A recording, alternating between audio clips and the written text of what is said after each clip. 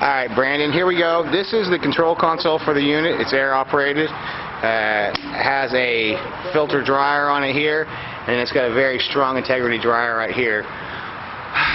These three controls operate the positioner. This rotates it counterclockwise and clockwise. This is going to move the positioner up and down. This moves the positioner in and out. This controls the spinner and spinner. These three control the torque wrench. Right now what we're going to show you is the torque wrench rotating. Not the wrench itself, but the positioner is going to rotate out this way. It's going to go up and down, in and out. It's going to go over here. Like right here would be the well center, and over here is the mouse hole. And so I'm going to show you how that would move around on that. Presently, without the unit being padded down, pad-eyed, bolted down, I can't put the weight of the M2 and the spinner on top of it because it's going to want to knock it over because I don't have anything to fixture it here. In fact, you can see I've got it on 4x4s right now, which wouldn't work for that purpose.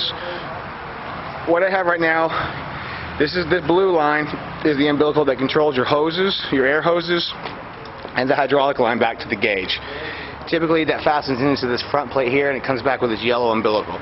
But since we've been replacing the hydraulic hoses for you today, I haven't put that umbilical back on. That's what that air umbilical would look like. So in just a moment here, I'm going to go ahead and rotate this, spin it around and show you that. And then we're going to put the M2 on it, and without moving it in and out and up and down, we're just going to spin it to show you its range. And then after that, there'll be another video that shows you actually the M2 and the spinner working in concert with each other to make and break the connection. Okay, right now we're going to go ahead and make it run. It's running at a low GPM because I don't have it balanced very well. So it's not going as fast as it can. The flow controls on this rotation are adjustable. The flow controls on the in and out are adjustable as well. And thus with the pressure, the up and down speeds are adjustable as well. When we come down, we'll balance them out correctly to your rig setup.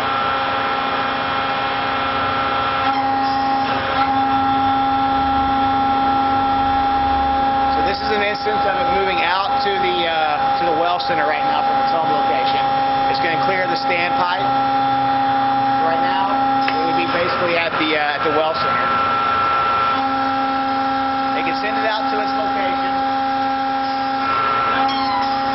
They need to raise it or lower it, they can do so. Bring it in, readjust it, get it where it needs to go.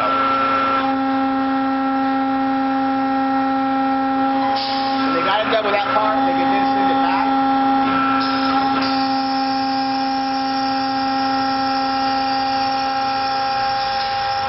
You can pretty much leave it in this location if you're going to be hitting another joint in a moment. You can move a little bit closer in depending on the drawings we've seen. It can actually stay. It can actually stay in this location while they're drilling because it extends out further to the well center.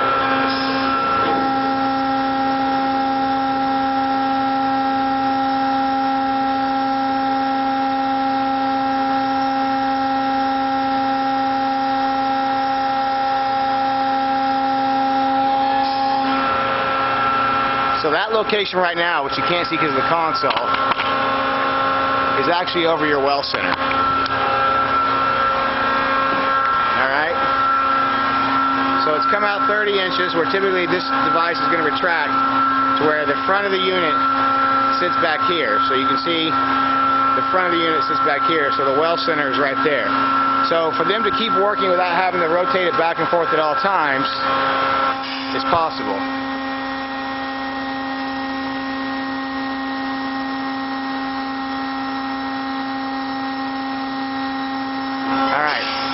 So with the pipe in its current location, if they have a piece, if they have the joint tripped out there, if they even got a string running up to the top drive, they can still move the unit, wrong way, they can still move the unit over to the mouse hole, send it up to wherever the mouse hole connection is, and send it out.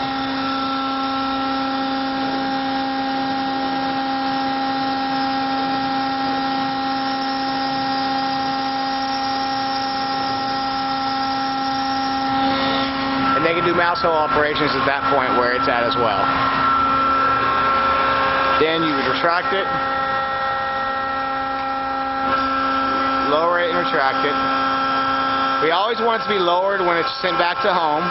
we have some brakes that, as I say, will be installed when we get there, depending on your location. We have brakes that actually get installed on that rotating base down there underneath the red carriage. We have decelerator valves and brakes that go on there to actually stop the unit and get it where it's supposed to be.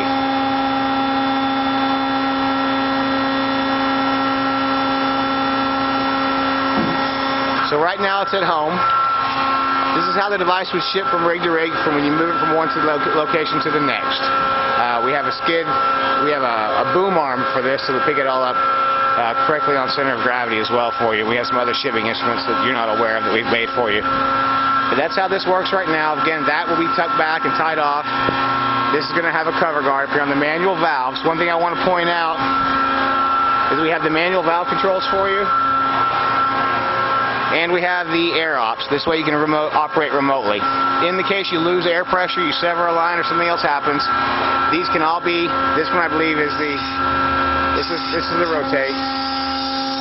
So you can control all of these manually.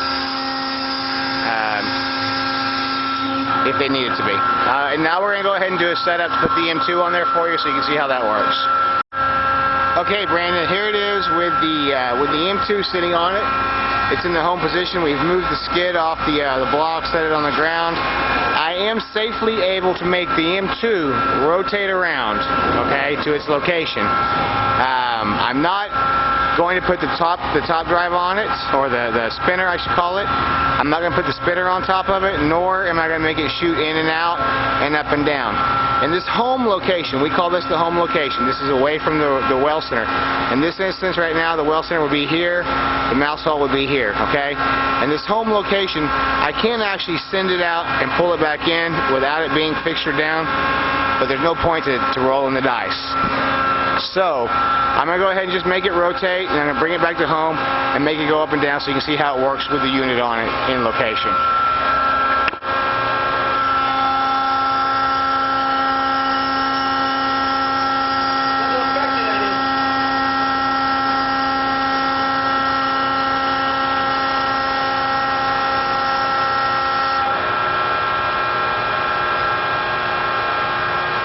So of course right now it represents being over the well center, with the exception of the fact that it hasn't been sent forward.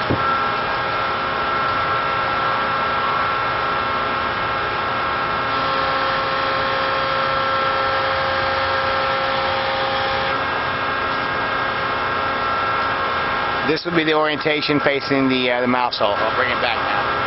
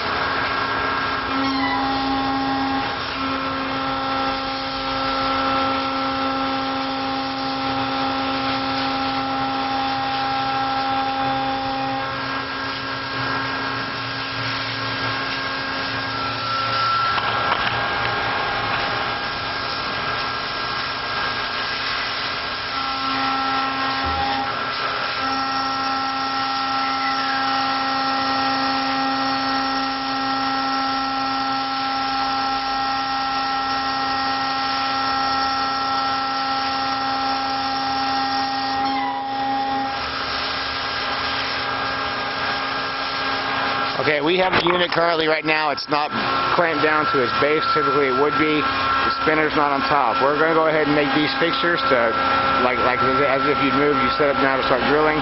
We're going to bolt this down, clamp the spinner on top, and then show you the jaws open and close, torque, with the spinner action rotating. It'll be a few more minutes and I'll have that right up to you.